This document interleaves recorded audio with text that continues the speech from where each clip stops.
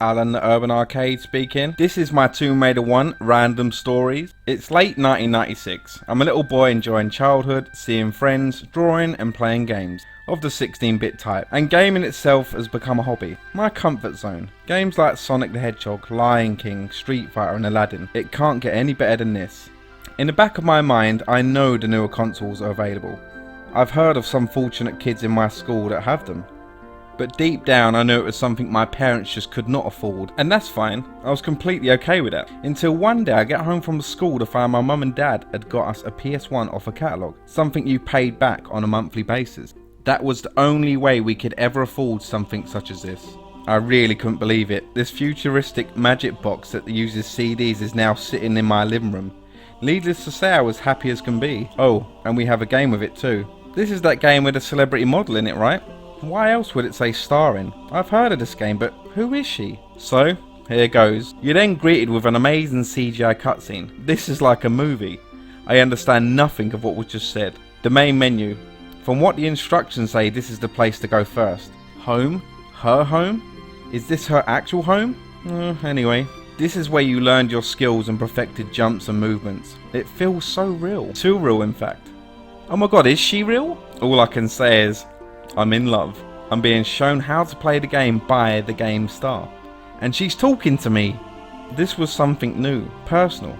I'm getting to know the character, and I want to look after her. This Lara Croft. Oops. My mum and dad sat behind me watching in awe and disbelief that I just murdered a real person. No joke, it actually felt like that. I'm now a murderer. I feel bad. Oh, you can reload it. She's not dead. Well, I'll never do that again. I go through the training stage again, finally land in the long jump, and Lara telling you, nice. Oh yeah, let's go for another swim. Right, now I better take off these wet clothes. The second I heard Lara say that, my eyes popped out of my head. Ah, you lied to me. Why? Come on, what was I expecting to see? I mean, look at her. These boobs are one of the sharpest things on the planet. You'll have someone's eye out. Remember the Hanzo sword scene in Kill Bill? Yep, something like that. Well, I think it's time we finally start the game. Select the passport and you're ready to go. More amazing visuals?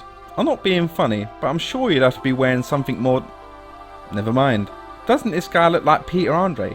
Well, Peter Andre gets killed by some mysterious wolves that you then kick the crap out of. You're now all alone. The first thing I noticed was the paw tracks. I know they are from the ones I just killed, but it didn't stop me worrying. Ugh! Booby traps! What's up there? I love it how she looks at where she's meant to go. I'll go up here instead. This little bit took me ages. I was trying all types of jumps, backflips, jumping into walls, you name it. And I think eventually I got up there the hardest way. Something you didn't actually need to do, but yeah. I was expecting a round of applause after doing this, seriously. Brilliant. All of this for a Swiss roll. I mean first aid kit. That accidental handstand I did you see it? Looks very odd, but cool. Feels like I've got so far, but yet I'm still at the beginning of the game. It was quite difficult getting used to the 3D aspect of it. I mean, I thought I was in another room by rolling. Them scary wolves, I finally found ya. Yeah? Not so tough now, are ya? Well, I am sort of up above. The bears are probably the scariest thing on this level. Just don't go up close to them. Them floating blue save crystals. I didn't know what the hell they were. I thought they were an item. Me and my dad had to call the Sony helpline, costing about 20 quid, to find out that that's what you use to save your progress along with the memory card. Internet wasn't so widely available back then. And this music made you lose your shit when these wolves are running up the stairs after you. That music can make any situation seem more terrifying. Time switches, they used to make me panic. I found them so hard. Although it wasn't that big a deal, it was hard for me. I can't remember how I figured out this little trick, but if you step backwards when you're on a crumbling floor, you'll end up on the floor before it breaks. It's very helpful in so many situations. You thought one or two wolves were bad? Try being up front with all of them at once. And just when you think it's over, you get confronted by a bear. Up close, time to panic. But this game kept you on your toes. Any corner could have had a booby trap around it. And they were really difficult, some of them. The Lost Valley. Diving into the water to be confronted by another set of wolves and a skeleton that looked like Jack from Nightmare Before Christmas. You think so? And this is the part where the game throws velociraptors at you. Straight away, that's intense after wolves and bears. But you think that was bad? You saw the footprints. Yes, it's a T-Rex. Everyone has a story about how they first came across this gigantic beast. And if you get too close, it can kill you instantly. But that wasn't the only thing that could kill you instantly. Boulders. Booby-trapped time boulders. Can you imagine getting crushed by them? And yes, the puzzle solving on this game was very difficult for so many people. You could spend hours on one level trying to get to one switch. And after all them hours and all them switches, it'd open one door, but could lead to somewhere very important. Do you remember this mummy? Just staring at you every direction you went? You grab the artifact and get the hell out of there as the place starts to crumble. Death around every corner. You finally make it outside to find Larson shooting at you, and that's when he reveals that Natla's employed somebody else to find the rest of the Skion. To be honest, in the opening cutscene I didn't really trust him. He had this way about him, and I didn't trust Natla either. Up to this point I had a feeling that the game was going to get a lot harder and a lot more technical, and the story would be more in depth. I was right too. Larson tries to grab his gun and gets a hilarious kick in the mouth. The level ends to Lara breaking into Natla Technologies. She wants to find out more about what's going on. I was going to say Lara really has the balls, but then, you know, taking on wolves, bears and T-Rexes, yeah, I already know she does. Now, on your approach to St. Francis's Folly, you find a little fire where Pierre's been cooking baked beans. Yeah, the Frenchman Pierre, this is where you first find him, along with a load of lions and gorillas. And this is the first time you come across Pierre du Pont, the crazy Robocop / Michael Myers guy that shoots at you with an endless amount of bullets and can take an endless amount of bullets and has a naked lady on his jacket. The only naked lady on this game is on Pierre's jacket. He could surprise you at any point. The reason I thought it was like Michael Myers is because you could shoot him so many times and he wouldn't die. At one point I thought it was a robot, and it's not like you could run away from him either. You had to shoot him as he'd prevent you from getting any further, and he could kill you quite quickly with his dual magnums. Look at this psychopath. He has a smile on his face. Well, I guess you could say at least he loves his job. And then the hardest sequence of jumps. Well, the first hardest sequence of jumps that I ever came across on this game. I'd fall to my death all the time on this level. That was why this level was so scary. If you lost your footing, you were going to plummet to your death. Yep, I think I died a million times. I remember being so scared running into this dark room, seeing the floor panels getting struck by lightning, and then Thor's hammer landing, almost crushing you to pieces. Having to make it out of this room with swords on the ceiling that were falling down at any moment, killing you instantly. And that's where you realise trial and error on this game was the only way forward. You would die so many times before you got anywhere. And it was at this point of the game where I started to notice just how amazing the scenery was, and how secluded and alone I felt all the way through the game, because you was alone. And it wasn't one of them button bashers, one of them games where you could run and gun. You really had to take your time and think. You had to plan your next jump, because your next jump could be your last jump. And I remember always being wound up by this first aid kit that was above. There was no real way of getting to it without glitching it. That corner glitch where you jump to get to the top. Well, at least I got it. A switch combination would open each door to one of these obstacles, and this one being the most difficult out of all of them. On one hand, you didn't want to fall in the water. On the other hand, you didn't want to get set on fire. You just wanted to make it to the end, but it was so hard. It took me so long, and I was panicking. And there was rats in the water as well. Not your average sewer rats. These were huge dog-sized rats. Needless to say, I failed, and failed again. Until I thought about it. I paced myself. I got myself ready. I thought, you know what, Alan? You can do this. You're the man. After all this trying, you can finally make it. Oh, never mind. Sometimes you would give up on something to think, do you know what? I'm going to give it one last try. One last stab at this. I can finally make it one time. And then everything would align and you'd finally make it. All that for a little bar that you have to turn into gold. But wasn't it so rewarding when you finally made it? Oh, and the spikes on this game. The sound of Lara landing on them spikes still gives me nightmares. Just listen.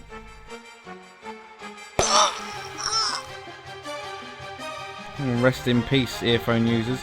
But that's the thing about this game. The deaths are what made you try harder. You didn't want her to die. She could die in so many weird ways. You could drown, land on spikes, get squashed, get eaten, get shot at, And you know what else you could do on this game? Another way of dying, you could turn into gold. Stand on the hand of Midas, you get the Midas touch, you die by turning into gold. Nothing has done that since. The cistern. Nightmares. That's all I can say about this level. It took me, I would say, 2 months, and then I gave up on it. Me and my dad completely gave up on this level. I couldn't stand it. It was so confusing, so difficult. I even had a dream that I completed this level, and I was really happy when I woke up, but then so upset to find out that it was just a dream. And it's the only level on all Tomb Raider games I can actually say I hate with a passion. And do you remember these guys? I must admit, I did expect them statues to turn into something, but not these. Shooting bits of flesh at you, making them horse sounds. Horrid. And this is where you finally put to rest that smooth operator Pierre. Yep, you kill him. And that was a bit strange for me. Lara Croft murdering someone. Well, I guess you could say it was self-defense. He was trying to kill her as well. But it was just a bit of a weird thing. It was very quiet and strange after you killed him and then took his guns from him. And it was at this point of the game where I started to feel it was very deep. I went through quite a few emotions playing through it up until this point. And I think a lot of people did. You got quite far and it took you a lot to get here. And I must admit, the first time round I didn't completely understand the story, so I did go back through some of the earlier levels just to get an understanding. And I thought this level was going to be you riding your bike, but nope, it was you running still. What a shame. Visually, this game was amazing. There was nothing like it at the time. It was so atmospheric. The level of detail on this game, the Egyptian symbols on the walls, it made me want to know more about Egypt. Seriously, I started reading books at school about Egypt, about what the symbols meant, and if there was anything loosely based on this game. And the levels later on in this game got very complex. They were very difficult, and they had layers upon layers that just seemed to be getting you deeper and deeper. I started to feel a little claustrophobic, if anything. The levels later on started to take me weeks to complete.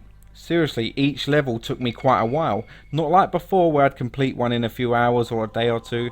Yep, now it was getting very serious and demanding a lot of my time. But you were so invested in the game. You had so much care for the character Lara Croft, and you were getting so far you just had to see the end.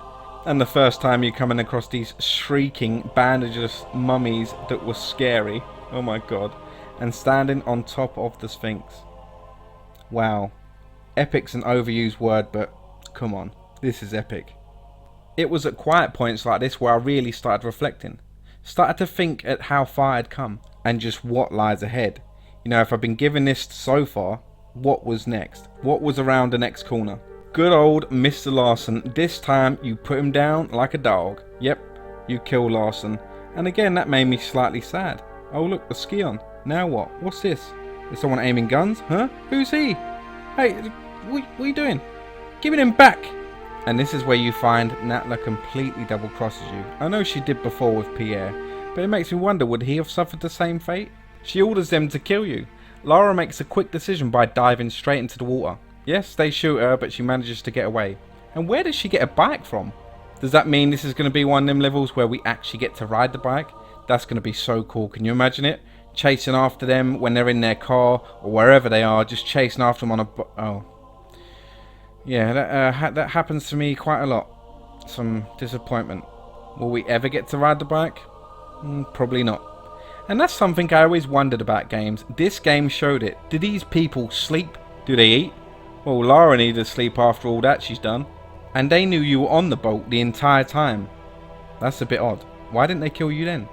Natla's mines. Do you know what? This level, most of it, nearly all of it in fact, is about you getting your weapons back. The whole level, that's what it's about. It starts to make you realise just how important your weapons are. And it ain't just as straightforward as finding them in a box or a crate or on the floor. No, you have to go through quite a lot to get them little pistols back. Shh, be very careful. If you get too close, you'll alert the cowboy and he'll come out and start shooting you, and you cannot get away from him.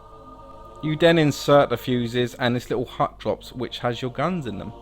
That's a bit dramatic. They hid your guns in this kind of difficult place. Yeah, I'll give you personal. I have some magnums. Yeah, this is the guy that stole my pistols and gave me a kind gesture while he did it. If I stand back here, he can't get me. He'll just shoot at my feet like a complete idiot. Yeah, I'll keep shooting you till you fall down, and I want my guns back. My favourite guns. How about some spiky fried nipples, anyone? Yeah, do you want to know how I got them nicely textured on Tomb Raider 2? That was how. And a nice scary sequence of jumps. You fall down, you're going to land in that flat lava. Yes, and you're going to burn to a crisp, something you don't want. You'll then have to position and detonate this TNT crate so you can shoot this little skateboarding Tony Hawk dude.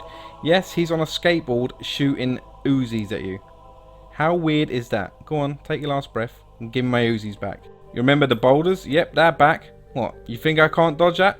Mate, that's easy. After what I've been through, I'm the boulder dodging master. Yeah, you can't surprise me no more. I've seen pretty much everything. Alright, yeah, okay, you've made your point. And then you come to one of the last of Natla's henchmen. He's the guy wielding a shotgun, and he can do the most damage than all of them. Give me my shotgun, cheers. Oh look, turn the kitchen light on. It looks like a kitchen light. Oh, it's eggs full of these mummy guys. No, They even hurt you when they explode. This place is like hell. Not only the enemies, but visually as well. Look at the place. It's full of vibrating, throbbing veins and blood everywhere. And it's like certain parts get dried up where it's not complete. Like it's a living place, like you're running around inside a human being. Ugh. I remember at this point I had no health kits, no ammo, and I kept dying, and every time I reloaded I just could never beat this bit. I did it once and it was nothing short of a miracle. Oh look, Lara's doppelganger. It looks a bit like E.T. You don't want to shoot it because it hurts you also. And this was something very unique.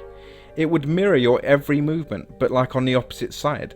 So you would have to try and kill it by running on the opposite side, opening this chamber, and then you would jump across, get to the other side, and your poor little twin that you've just met falls to her death. Very sad.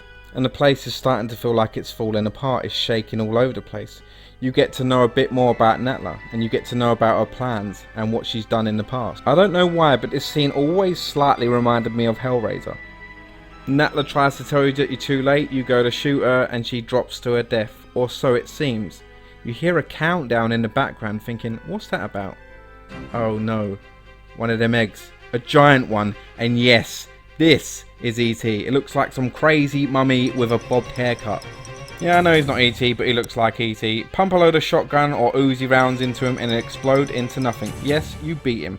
Not as hard as you thought. Then it's time for you to get out of this place. It's starting to fall apart, traps all over the place. You thought it was bad earlier on, now try and get him through this where everything's trying to kill you at once. So everything you've learned up until this point, all them jumps you practiced in Lara's home, this is where it counts. It's like a backtrack for all the things you've learnt before, and it's very difficult. You'll die quite a lot of times, but when you get through it, it's so rewarding. And this is your last battle in the game where you're shooting Natla. She's really pissed off that you foiled her plans. You think you've killed her, but you've only damaged her wings, and she starts shooting you on foot. You take her down again, and that's it. The hardest segment of jumps in the game? I'd say so. The place feels like it can blow up at any moment, and you're just trying to get out there. You don't want anything else running in your way. You can see a dark tunnel ahead of you, you just want to keep going and not look back. And that's it. You've completed an epic adventure. It feels like that. You've come all this way. The place starts exploding behind you. And that's it. You've completed the game. And if it was your first Tomb Raider, it's something you'll always remember. You made it through such a big adventure. And it took you a long time, a lot of emotions, a lot of trial and error, a lot of practice. Everything was put together to finally complete this game, and you finally made it to the end. A big achievement. And that's what made me the Tomb Raider fan I am today. Playing through Tomb Raider 1 on the PlayStation 1. It was my first 3D game. It was such an adventure. It wasn't a game that would take you a few minutes to complete. It took you months to complete. You got really attached to the character. It's why I play all the games since. It's why I collected most of them. Regardless of console, I should have a Tomb Raider game that will play on pretty much anything. And it's nice knowing I have them. I even have the Tomb Raider comic. I like this comic. Yep, Tomb Raider 1. The one that started it all. And there is different variations of this game as well. I mean, it's a lot more difficult to play on the PC, as the variations are on MS-DOS, and it's a bit difficult to run on modern computers. And on the PlayStation 3, I own the digital downloaded versions of Tomb Raider 1 to Chronicles, and I mainly played them on this console as well. If you do want a really decent Tomb Raider 1 experience, get it on Android or iOS. You can even play Unfinished Business, so it's like the complete version. I would recommend using a controller, and hopefully your tablet connects to the TV via HDMI, or you have a TV box, something like that, because then it's seamless. It looks really nice also. It would be lovely if they released Tomb Raider 1 to Chronicles on the PS1, Angel of Darkness, the whole collection on one console disc, like a PS4 disc. No bugs, no issues. They don't have to redefine the textures. It would just be nice if you got one that played correctly this day and age. I mean, the iOS Google version is a bit difficult to play it with the on-screen controls. Then Tomb Raider Anniversary. Yes, Tomb Raider 1 got a remake on the PlayStation 2. This is the HD remaster that came out for the PS3 quite a few years later. But overall it looks nice, it plays quite well, it's a good tribute if anything, but nothing beats the original. The atmosphere, how scary it was, this couldn't match that, to me and many others. I can understand how a lot of people don't want to play the old games because they're put off by the clunky controls, but to me, they're part of my memory now. I played them so much, so I prefer them controls if anything. And I do play the new Tomb Raider games. I've played pretty much every Tomb Raider game and I've platinumed them. I think Tomb Raider is something that'll always be with me. I love it. So, feel free to like, comment and subscribe and let me know what you thought. Okay, I hope you enjoyed the video. Alan, the Urban Arcade. See you later. Bye.